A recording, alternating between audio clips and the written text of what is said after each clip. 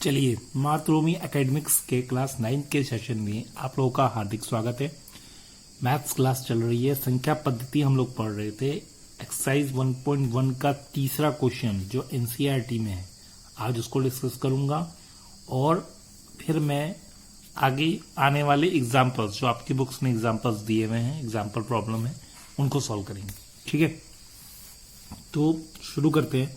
इससे पहले भी मैंने आपको 2 क्वेश्चन करा दिए हैं। अगर आपको वो वीडियो देखनी है तो मेरी पिछली वीडियोस को जाके देख लीजिए, या मैं प्लेलिस्ट अपडेट कर दूंगा। उस प्लेलिस्ट में जाके सारी वीडियोस आप फ्री ऑफ कॉस्ट देख सकते हैं। 2 वीडियोस बनी है संख्या पद्धति। ठीक है, चलिए शुरू करते हैं। हमारा आज का क्वेश्चन, हमें सत्य या असत्य छांटना है और कारण भी बताना है। ठीक है, तो पहला क्वेश्चन है, हमें ये बताना है कि सत्य, ये स्टेटमेंट सत्य क्या सत्य है। प्रत्येक प्राकृत संख्या क्या होती है? पूर्ण संख्या होती है। ठीक है, प्रत्येक प्राकृत संख्या क्या होती है? पूर्ण संख्या होती है। चलिए इसको देखते हैं। मैंने आप लोगों को बता रखा है कि प्राकृत संख्या क्या होती है। प्राकृत संख्या कहाँ से स्टार्ट होती है? 1 से। मैंने आपको बताया पहले ही दिन मैंने आपको प्राकृत संख्या, पूर्ण संख्या, ये सारी चीजें बताई हैं। तो प्राकृत संख्या कहाँ से स्टार्ट होती है? 1 से। 1 2 3 4 5 डॉट डॉट डॉट, सारी संख्याएं क्या होती हैं? प्राकृत संख्या होती हैं। अब पूर्ण संख्या क्या होती है? पूर्ण संख्या क्या होती है? पूर्ण संख्या होती है 0 1 2 3 4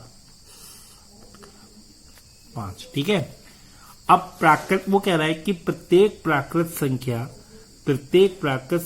पूर्ण संख्या होती है। प्रत्येक प्राकृत संख्या क्या होती है? पूर्ण संख्या होती है। यानी मतलब प्रत्येक प्राकृत संख्या, मतलब जितनी भी प्राकृत संख्या हैं सारी पूर्ण संख्या हैं। ठीक है, तो जनरल सी बात है, पूर्ण संख्या कहां से स्टार्ट हो रही है? 0 से। और प्राकृत संख्या कहां से स्टार्ट हो रही है? 1 से। यानी अगर हम देखें तो प्राकृत संख्या पूर्ण संख्या में निहित है ना, क्योंकि पूर्ण संख्या कहां से स्टार्ट हो रही है? पूर्ण संख्या 0 से स्टार्ट हो रही है। ठीक है, और प्राकृत संख्या कहां से स्टार्ट हो रही है? प्राकृत संख्या 1 से स्टार्ट हो रही है। तो ये इससे नीचे, मतलब इसमें निहित है ना। ये प्राकृत संख्या पूर्ण संख्या में क्या है? निहित है। मतलब प्राकृत संख्या कम से स्टार्ट हो रही है और पूर्ण संख्या उससे पहले से स्टार्ट हो जा रही है, मतलब 0 से स्टार्ट हो जा रही है। और प्राकृत संख्या कहां से स्टार्ट हो जा रही है? 1 से स्टार्ट हो रही है। तो इसका मतलब क्या हुआ? सभी प्राकृत संख्या पूर्ण संख्याएं तो होंगी। सभी प्राकृत संख्याएं क्या होंगी? पूर्ण संख्या होंगी। तो इसका मतलब ये क्या है? सत्य है। ठीक है, अगर मैं कारण की बात करूं, कारण हम लिखेंगे कि पूर्ण संख्याएं 0 से स्टार्ट होती हैं तथा प्राकृत संख्याएं 1 से स्टार्ट होती हैं। यहां पर प्राकृत संख्याओं में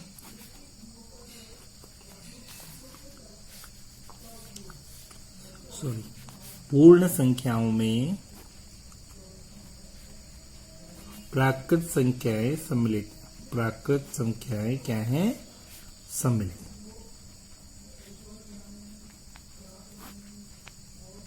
ठीक है, तो इस तरीके से आप लिख सकते हैं, पूर्ण संख्याएं, प्राकृत संख्याएं किसमें सम्मिलित हैं? पूर्ण संख्या में, मतलब इसमें शामिल है। 1 2 3 4 किसमें शामिल है? पूर्ण संख्या में शामिल है ना। तो इसका मतलब सभी प्राकृत संख्याएं क्या होंगी? पूर्ण संख्या होंगी। मैंने आपको इससे पहले क्वेश्चन करवाया था कि इसका उल्टा करवाया था कि प्रत्येक पूर्ण संख्या प्राकृत संख्या होती है, लेकिन वो गलत है। प्रत्येक पूर्ण संख्या प्राकृत संख्या नहीं होती है। ठीक है, प्रत्येक पूर्ण संख्या प्राकृत संख्या नहीं होती है, लेकिन प्रत्येक प्राकृत संख्या पूर्ण संख्या हो सकती है। ठीक है, क्योंकि प्रत्येक पूर्ण संख्या प्राकृत संख्या इसलिए नहीं हो सकती क्योंकि प्रत्येक पूर्ण संख्या तो 0 1 2 3 4 ऐसे है ना, और प्रत्येक प्राकृत संख्या क्या है? 1 2 3 है ना।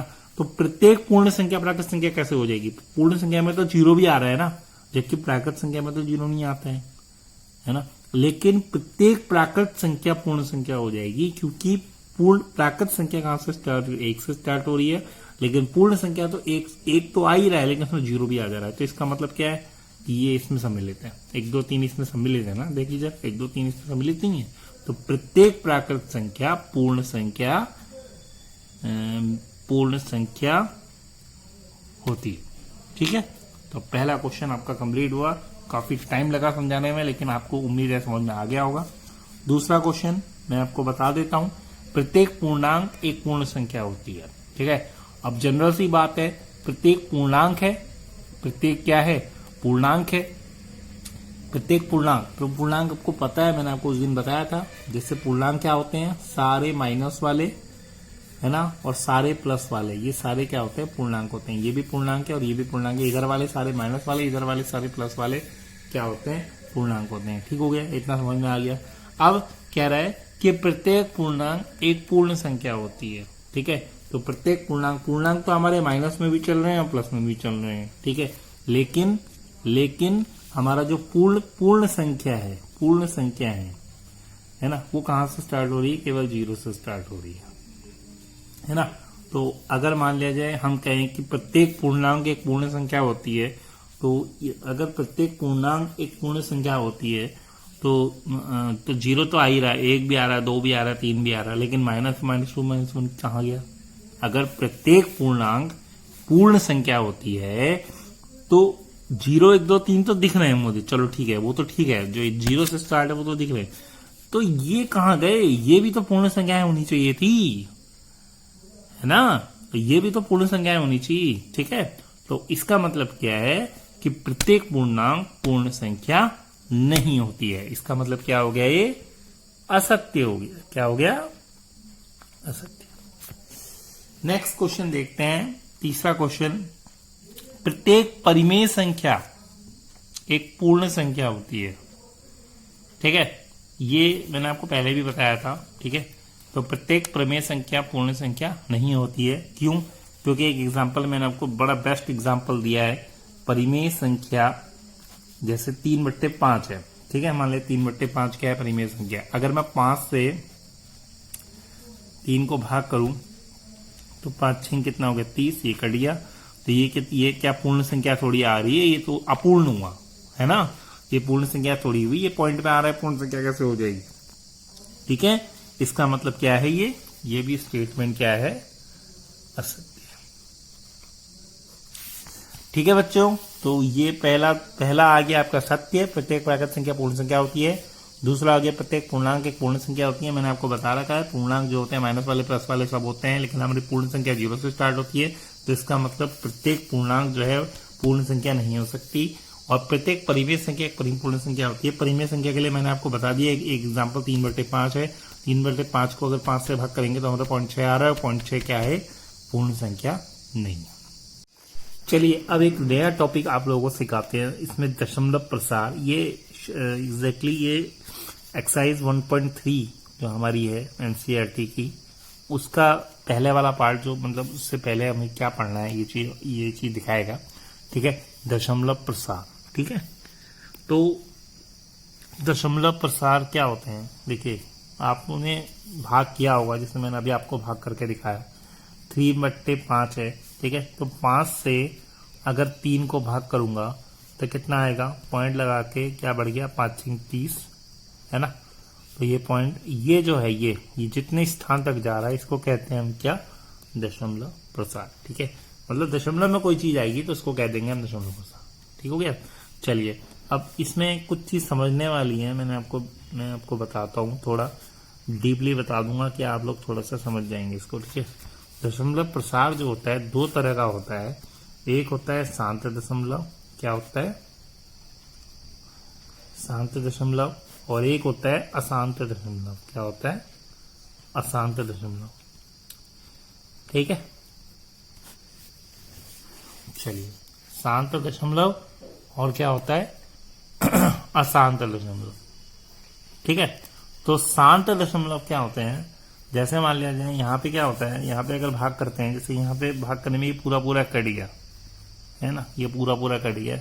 जैसे मैंने 5 6 30 करा और 30 में 30 गया 0, तो क्या हो गया, शेषफल क्या आ गया, 0 आ गया। शेषफल क्या आ गया, 0। शेषफल क्या आ गया, 0 आ गया। ठीक है, जब शेषफल 0 आ गया, इसका मतलब क्या है, ये शांत दशमलव।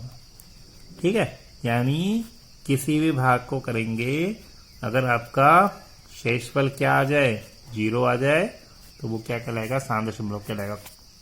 ठीक है, यहाँ पे लिखो अगर शेषफल क्या आ जाए, जीरो आ जाए। अगर शेषफल क्या आ जाए, जीरो आ जाए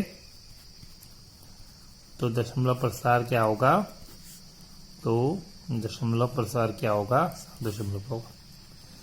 दशमलव प्रसार सात दशमलव होगा। ठीक हो गया। चलिए, ये तो वही सात दशमलव की बात, जब आपने भाग किया और भाग करने के बाद शेषफल क्या आ गया, जीरो आ गया, तो इससे कहेंगे हम सात दशमलव प्रसार। चलिए, अब अशांत दशमलव में दो तरह की चीजें होती है। पहला होता है अशांत आवर्ती, अशांत आवर्ती, अशांत अनावर्ती। ठीक है, ठीक है। इसमें क्या होता है, अशांत आवर्ती में भागफल, भागफल जो है वो दशमलव के बाद, दशमलव के बाद अंकों की पुनरावृत्ति करता है, अंकों की पुनरावृत्ति करता है। ठीक है, अभी मैं एग्जांपल बताऊंगा तब पता चलेगा आपको। पुनरावृत्ति करता है। ठीक है, भागफल जो है दशमलव के बाद अंकों की क्या होती है, पुनरावृत्ति होती है। ठीक है, और अशांत आवर्ती में क्या होता है, दशमलव के बाद, भागफल में दशमलव के बाद अंकों की पुनरावृत्ति नहीं होती, अंकों की पुनरावृत्ति नहीं होती है। मतलब अलग अलग अंक आएंगे, बिल्कुल अलग अलग नहीं होती है। ठीक है, तो इतना आपको पता चल गया। और इससे रिलेटेड एक चीज और थोड़ा सा बता देता हूं कि ये दोनों जो होते हैं, ये शांत दशमलव और अशांत आवर्ती, ये क्या कहलाती है, परिमेय संख्या कहलाती है। क्या कहलाती है, परिमेय संख्या। ये मैं बहुत इजीली तरीके से आप लोगों को समझा रहा हूं, आप लोग बड़े आसानी से इसको समझ सकते हैं। और अशांत आवर्ती की जो संख्या होती है उससे कहते हैं हम अपरिमेय संख्या। ठीक है, अब आ जाते हैं हम एग्जाम्पल में। मैंने आपको बता दिया क्या क्या चीजें कैसे कैसे होती है, ये चीजें मैंने आपको बता दी हैं। अब आते हैं एग्जाम्पल में। एग्जाम्पल में क्या है, शांत दशमलव का एग्जाम्पल देखते हैं पहले। ठीक है, शांत दशमलव, शांत दशमलव का एग्जाम्पल देखते हैं। जैसे वही 3/5 अगर मैं ले लूं, ठीक है, 3/5, तो 3/5 में 5 से 3 को भाग करेंगे। ठीक है, और 5 से 3 में जाता नहीं है, पॉइंट लगाएंगे, जीरो बढ़ाएंगे, 5 कितना हो गया, 30 हो गया। तो कितना आ गया, 0.6 आ गया। 0.6 क्या कहलाएगा आपका, आपका इसके बाद देखिए ये पूरा पूरा कट गया, इसका शेषफल क्या आ रहा है, जीरो आ रहा है। पॉइंट के बाद एक ही स्थान पे ही खत्म हो गया, तो इसका मतलब ये कौन सा प्रसार है, शांत दशमलव प्रसार। ठीक है बच्चों, ठीक है, शांत दशमलव प्रसार 5 से 0.6 बार कट गया, जीरो आ गया, इसका मतलब शांत दशमलव प्रसार। ठीक है, चलिए ये तो हो गया पहला एग्जांपल। एक और एग्जांपल देख लेते हैं, अगर आपको दिक्कत होती है तो।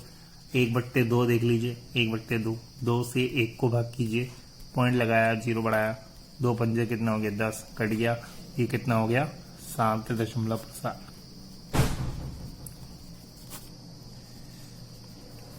ठीक है, चलिए अब आते हैं अशांत आवर्ती। अशांत आवर्ती मतलब अशांत आवर्ती होगा, अशांत दशमलव प्रसार होगा, लेकिन उसमें अशांत आवर्ती करके एक सेक्शन है, उसको पूरा कर सकते हैं। इसमें क्या है, इसमें मैंने आपको बताया, इसमें मैंने आपको क्या बताया कि भागफल जो है दशमलव के बाद अंकों की पुनरावृत्ति करता है। भागफल जो है दशमलव के बाद क्या करता है, अंकों की पुनरावृत्ति करता है। तो यहाँ पे फिर से वही करते हैं, अशांत आवर्ती में क्या करेंगे, जैसे मेरे पास एग्जाम्पल है 1/3। ठीक है, 1/, आवर्ती मतलब रिपीटेड, रिपीटेड। अगर आपको यहाँ इंग्लिश में हिंदी में समझ में नहीं आता, रिपीटेड मतलब रिपीट करता है। ठीक है, बार बार अंकों की। तो 3 से 1 को भाग करेंगे पहले। ठीक है, तो पॉइंट लगा दिया, जीरो बढ़ा दिया, बढ़ा दिया, 3 3 9 कितना, 1। अब पॉइंट लग जाता है तो जीरो ऑटोमेटिकली बढ़ता रहता है, तो 3 3 9, फिर 1, फिर 3 3 9, फिर 1, फिर जीरो लगाया, 3 3 9। आप देख रहे हैं इसमें 1 1 1 आता जा रहा है, और पॉइंट के बाद 0 0 लगता जा रहा है, और 3 3 3 3 3 ही आता जा रहा है। तो इसको शॉर्ट पे लिख देते हैं हम, 3 3 3 रिपीटेड हो जाता है, को शॉर्ट में लिख सकते हैं 0.3 बार, 0.3 बार, क्योंकि 3 बार बार आ रहा है तो 3 के ऊपर बार लगा देते हैं। और जब ये रिपीटेड होता है, जब ये बार बार आता रहता है तो ऐसे दशमलव प्रसार को कहते हैं अशांत आवर्ती। क्या कहते हैं? अशांत आवर्ती। ठीक है, अशांत अनावर्ती, अशांत अनावर्ती। ठीक है, तो अशांत अनावर्ती में क्या होगा, आपके पास जैसे पॉइंट में दे रखी चीज, क्या दे रखी है? पॉइंट में। ठीक है, पॉइंट में चीज दे रखी है, तो अगर मतलब भागफल आ रहा है पॉइंट के बाद, ऐसे देखिए 1 2 1 4 6 3 2 1 4 3 1 5 6, मतलब रिपीटेड नहीं है, मतलब लगातार, मतलब वो चीज क्या हो रही है, लगातार बढ़ती जा रही है आगे को, है ना। तो इसको कहते हैं अशांत अनावर्ती। ठीक है, ये नेचर में क्या होती है? अपरिमेय संख्या होती है। ठीक है, ये भागफल हुआ, ये जो मैं आपको दिखा रहा हूं, क्योंकि भाग करके नहीं दिखा पा रहा हूं, अब एग्जाम्पल जब आएंगे तब आपको बताएंगे। भागफल जो है आपका इतना बड़ा आना चाहिए और रिपीटेड नहीं होना चाहिए, मतलब आवर्ती नहीं होना चाहिए। ठीक है, मतलब अलग अलग संख्याएं होंगी, हर संख्या अलग अलग होगी, तो वो क्या कहलाएगा? आपका अशांत अनावर्ती। ठीक है बच्चों, तो चलिए आज के लिए क्लास में इतना ही काफी है। आज मैंने आपको ये समझाया कि दशमलव प्रसार क्या होता है, और आप मैंने 1.1 का एक तीसरा क्वेश्चन भी आप लोगों को करवा दिया। ठीक है, इसके बाद 1.3 के एग्जाम्पल कल से शुरू करेंगे। 1.2 इसलिए नहीं करा रहा हूं क्योंकि उसमें भी पेंसिल का काम है, पेंसिल वाले काम में सारे एक साथ वीडियो बनाऊंगा, उसमें करवाऊंगा। ठीक है, चलते हैं, कल मिलेंगे। Thank you, have a nice day. कल मिलेंगे, कल शाम 7:30 बजे। Okay, bye.